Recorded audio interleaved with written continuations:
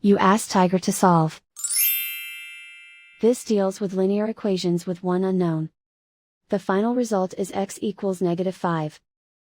Let's solve it step by step. Group all constants on the right side of the equation. Subtract 1 from both sides. Simplify the arithmetic.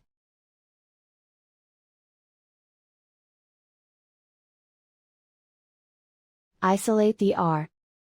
Divide both sides by 4.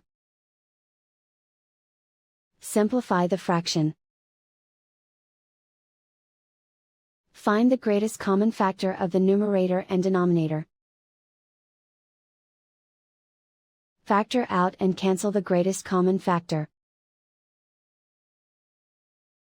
And so the final result is x equals -5.